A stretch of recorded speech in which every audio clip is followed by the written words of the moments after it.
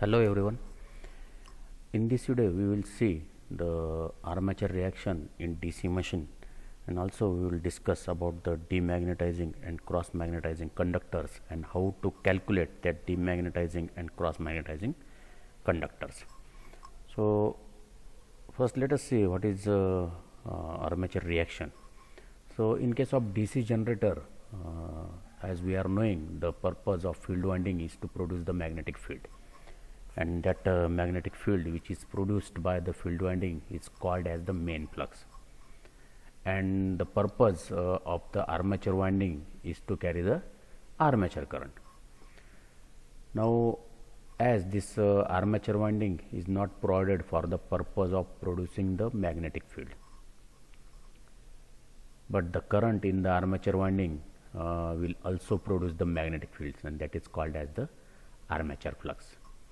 So this armature flux distorts and weakens the main flux which is produced by the field winding, and which results in the problems for the proper operation of the DC generator or DC machine.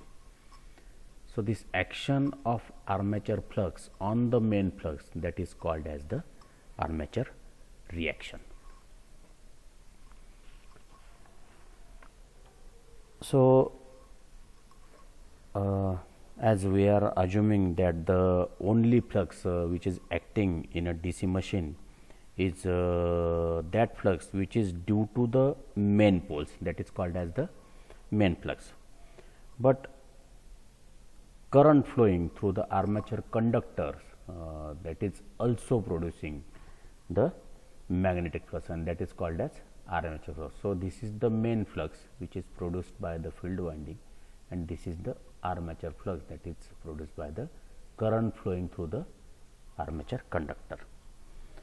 So this armature flux distorts and weakens the main flux which is produced by the field winding, and this distortion and the field weakening that takes place in both generator and motor. So this action of the armature flux on the main flux is known as the armature reaction. So this phenomena of armature reaction in DC generator, that is shown here. When the generator is on no load, so at that condition very small amount of current is flowing in the armature, and that current will not produce the flux which is affecting the main flux.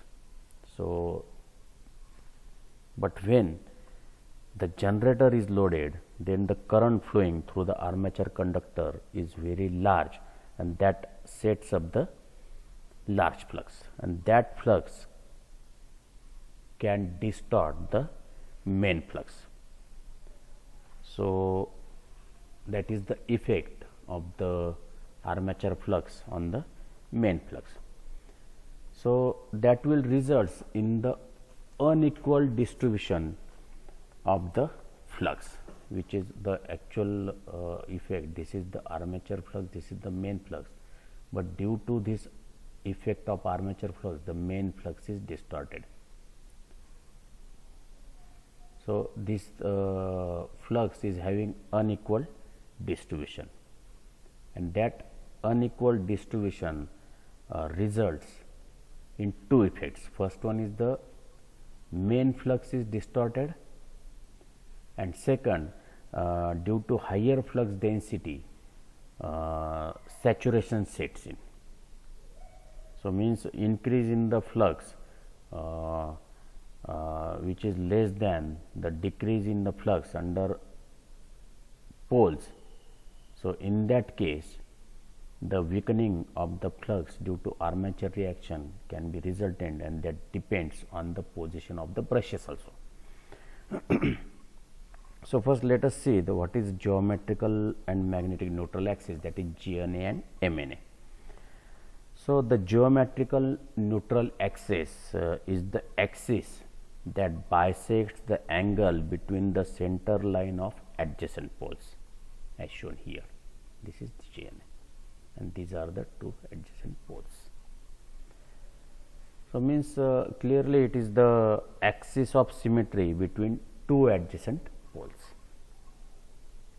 and the magnetic neutral axis is the axis drawn perpendicular to the mean direction of the flux which is passing through the center of armature, through the center of armature.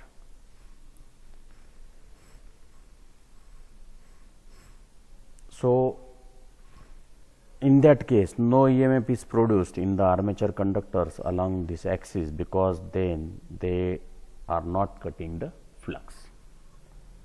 So when there is no current in the armature conductors, this MNA, that is magnetic neutral axis, coincides with geometrical neutral axis as shown here in the figure. So in order to achieve the sparkless commutation, the brushes must lie along the MNA. The brushes must lie along the MNA. So now let us discuss the armature reaction in detail. So when there is no current flowing in armature conductors, the MNA, that is magnetic neutral axis, coincides with geometrical neutral axis, and when the current flows in the armature conductors, the combined action of the main flux and armature flux shifts the MNA from GNA. So if we see here, so here this MNA is shifted from this GNA due to this armature reactions. So in case of generator, the MNA is shifted in the direction of rotation of the machine. In order to achieve sparkless commutation, the brushes have to be moved along the new magnetic neutral axis, and under such condition the armature reaction produces the two effects. First one is it demagnetizes, or we can say it weakens the main flux, and second effect is it cross magnetizes, or we can say it distorts the main flux. Means first effect of the armature reaction is demagnetization, and second is the cross magnetization, that is weakening of the main flux and distortion of the main flux. So now let us discuss these effects of armature reaction by considering this two pole generator. So in first figure that shows the main flux due to main poles, this main flux due to main poles, when the armature conductors are not carrying the current. The flux across the air gap is uniform. So flux across the air gap is uniform, you can easily see here. So the MMF producing the main flux is represented in magnitude and direction by the vector OFM in this figure, OFM. So this is the MMF producing the main flux, that is represented in magnitude and direction by this vector OFM. So here note that this OFM is perpendicular to GNA. Now this is GNA and this OFM is perpendicular to it. Now refer the second figure. So here in this figure it shows the flux due to current flowing through armature conductors only. Now here we are showing the flux due to field winding only. In this figure, this is the flux due to current flowing through armature winding only. The armature conductors to the left of this GNA carry current in, that is the by cross symbol is given, and those to the right here as shown are carry current out, that is shown by the dot. This cross means current flowing in, dot means current flowing out.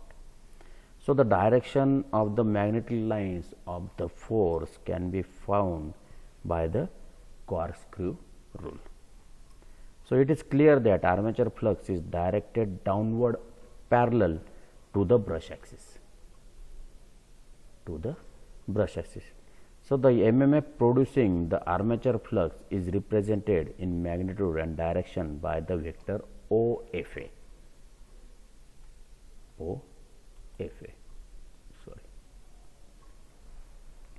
Now refer third figure. In this figure, the flux due to main poles and that of due to current in the armature conductors acting together.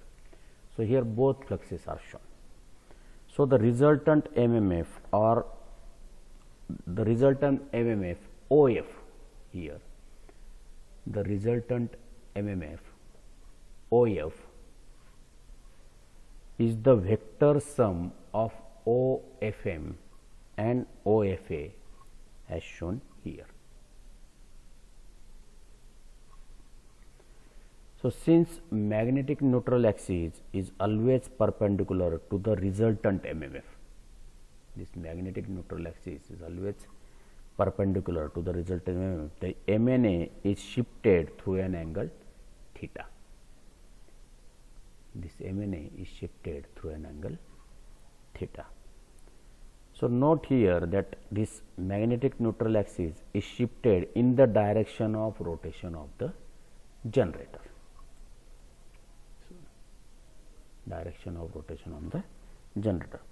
Now in order to achieve sparkless commutation, the brushes must lie along the MNA. These brushes must lie here along MNA, that is shown here.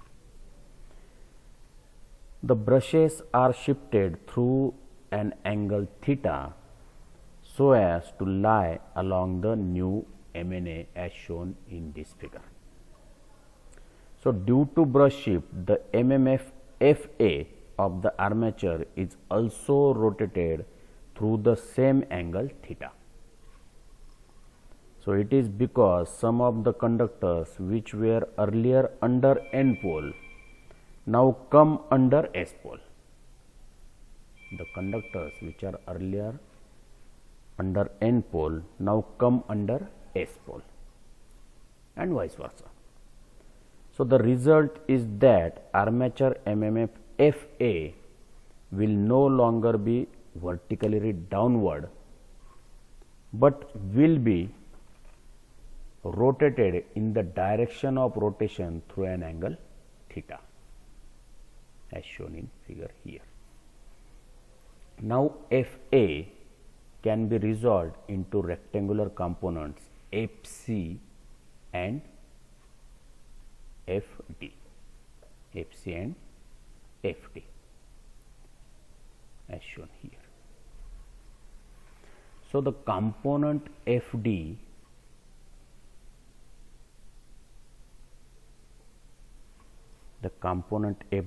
is direct opposition to the MMF OFM. This FD is the direct opposition to the MMF OFM due to main poles. So it has demagnetizing effect on the flux due to main poles. For this reason, it is called as the demagnetizing or weakening component of the armature reaction. The component FC is at right angles to the MMF OFM due to main poles. This results in distortion of the main field, and for this reason it is called as the cross magnetizing or distorting component of the armature reaction. So here note that with the increase of armature current, both demagnetizing and distorting effects will increase. So from this discussion we can conclude that with brushes located along geometric neutral axis, that is theta is equal to 0 say. There is no demagnetizing component of armature reaction, that is Fd is equal to 0, and there is only distorting or cross magnetizing effect of armature reaction. Second thing, we can conclude that with the brushes shifted from GNA, armature reaction will have both demagnetizing and distorting effects. Their relative magnitudes depend on the amount of shift, and this shift is directly proportional to the armature current. The demagnetizing component of armature reaction weakens the main flux. On the other hand, we can say the distorting component of armature reaction distorts the main flux. The demagnetizing effect lead to reduced generated voltage, while cross magnetizing effect leads to the sparking at the brushes. So, this is about the armature reaction and its effect. Now, let us see what is demagnetizing and cross magnetizing conductors.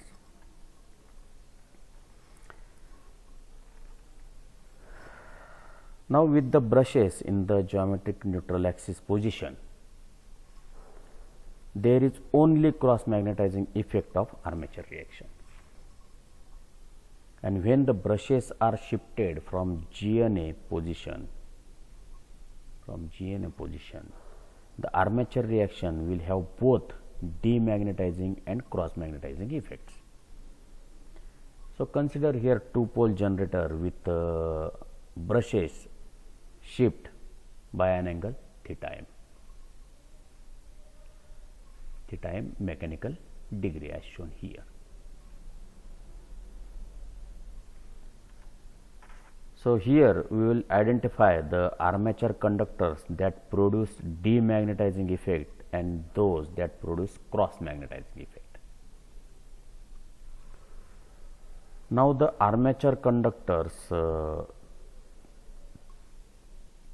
theta m degree on either side of this GNA produce flux in the direct opposition to the main flux as shown here.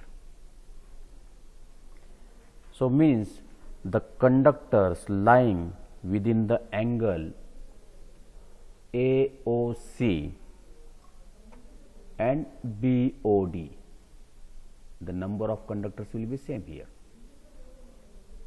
In this region AOC and BOD, that will be, we can say 2 theta m at the top and bottom of the armature conductors, and that will constitute the demagnetizing ampere turns of armature reaction. Now, here remember 2 conductors constitute the turn. So, 1 turn means 2 conductors. So, the axis of magnetization of the remaining armature conductors lying between AOD and COB is at right angles to the main flux as shown here. So, these conductors produce the cross magnetizing, or we can say distorting effect, means they produce uneven flux distortion, on each pole. Therefore, they are called as cross magnetizing conductors and constitute the cross magnetizing ampere turns of armature reaction. So, these are the demagnetizing conductors and these are the cross magnetizing conductors. Now, let us see how to calculate this demagnetizing ampere turns per pole and then cross magnetizing ampere turns per pole. So,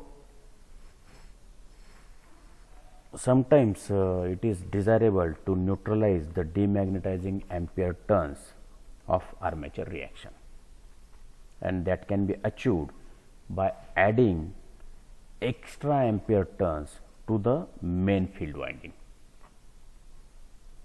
So, for that purpose we have to calculate the demagnetizing ampere turns per pole, that is ATD per pole. We will see here demagnetizing ampere turns per means ATD per pole. So, now consider the capital Z is the total number of armature current conductors, capital I is the current in each armature conductor. Now, let theta m is the forward lead in mechanical degrees. So, now referring this last figure, this first figure, so we have total demagnetizing armature conductors. So, that is nothing but the conductors in the angles AOC and BOT, and that can be calculated, that theta m, theta m, theta m, theta m. So, 4 theta m.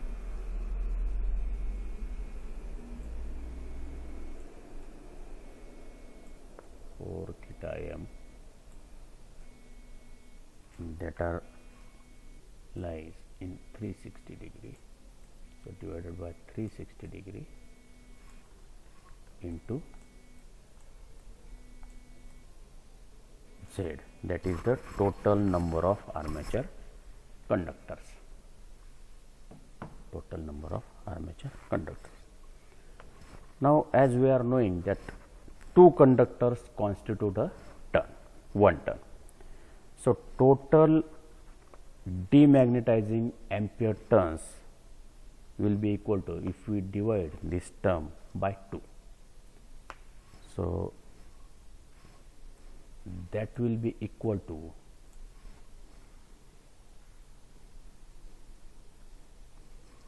total demagnetizing ampere turns will be equal to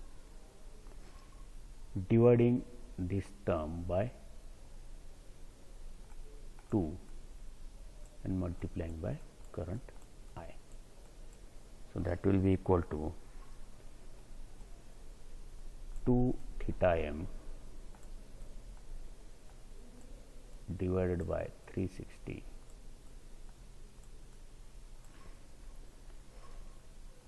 into Z, and this whole is multiplied by current I. So, these demagnetizing ampere turns are due to a pair of poles, due to the pair of poles. Therefore, demagnetizing ampere turns per pole will be equal to theta m by 360 into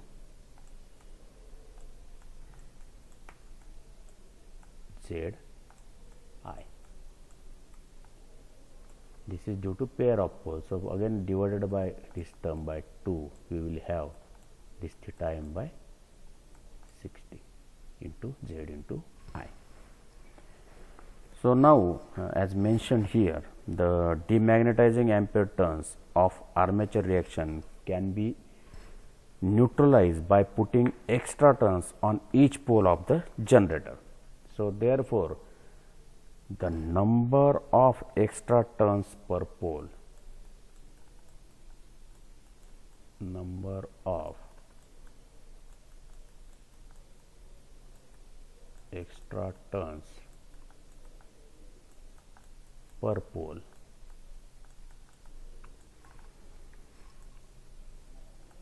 that will be equal to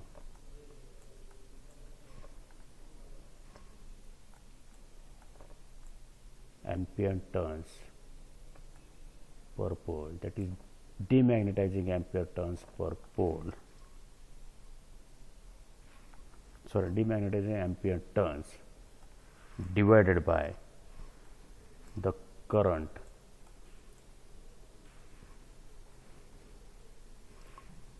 so this current will be, we can write here ISH if the generator is a shunt generator, and you can write IA if the generator is series generator. So that is just the ratio of ampere turns per current. So these are the number of extra turns per pole, number of extra turns per pole, that is. So note down here, when a conductor passes a pair of poles, this conductor passes a pair of poles, one cycle of voltage is generated.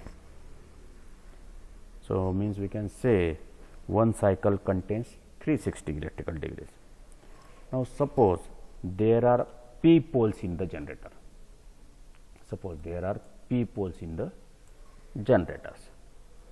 So in one revolution there are 360 mechanical degrees, and 360 into p by 2 electrical degrees. So this is equal to 360 degree mechanical, you can say.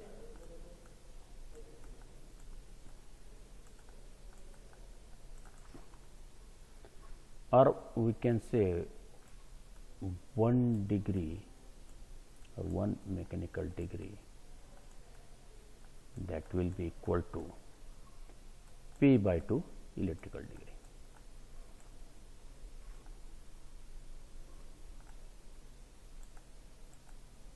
Electrical degree. These things we are knowing already. So means we can write theta mechanical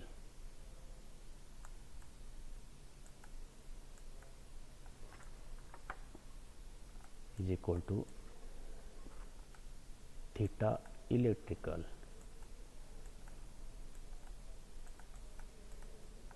divided by pair of poles.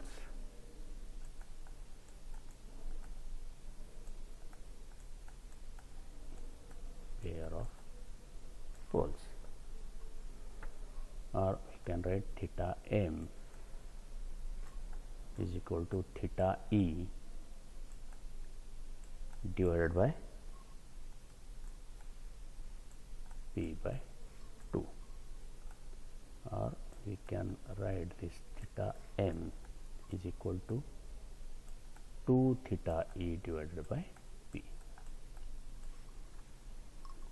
So in this way we can calculate the demagnetizing ampere turns per pole. So demagnetizing ampere turns per pole is equal to theta m upon 360 into Zi. So number of extra turns per pole required, if you divide this term by I, that will give us the number of extra turns required to mitigate the effect of demagnetization. So now let us see the cross magnetizing ampere turns per pole. Just a minute.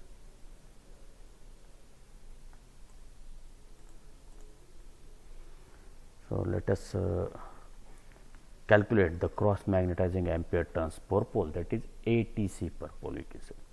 So total armature reaction ampere turns per pole.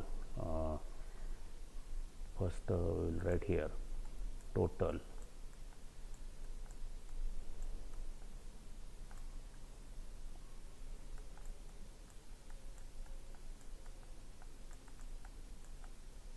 armature reaction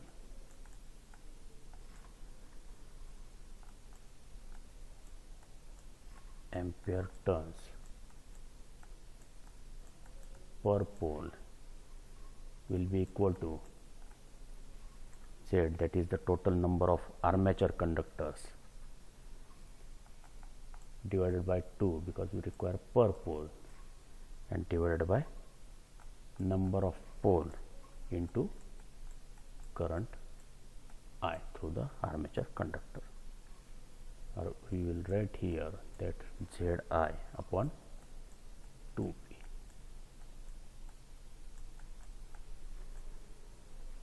That is the total armature reaction ampere turns per pole. And here again remember, two conductors make 1 turn. So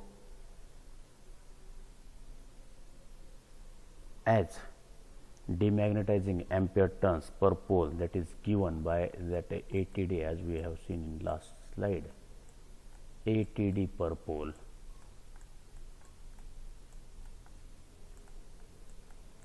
that is equal to theta m upon 360 into Zi.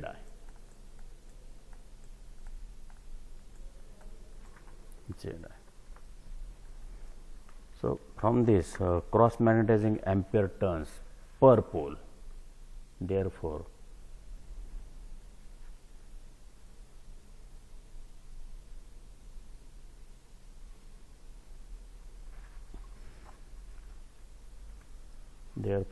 cross magnetizing ampere turn per pole, let's say ATC, I will write in short, per pole,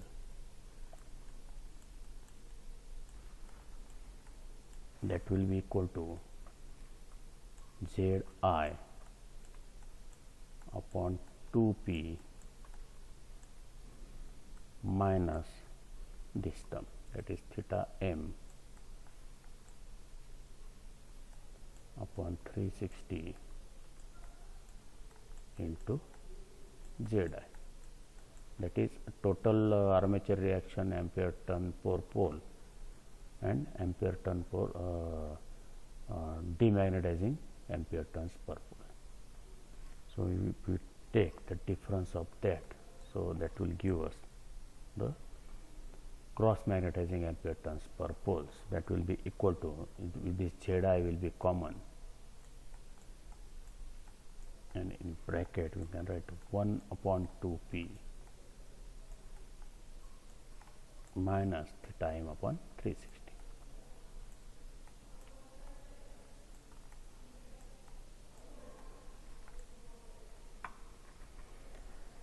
So in this way we can easily calculate the cross magnetizing ampere turns per pole also.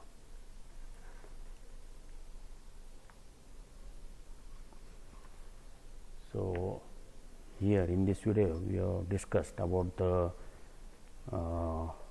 explanation of armature reaction and how to calculate the cross magnetizing ampere turns per pole and demagnetizing ampere turns per pole. So thank you for watching this video. If you have any doubt regarding this, so please drop me the message. So thank you.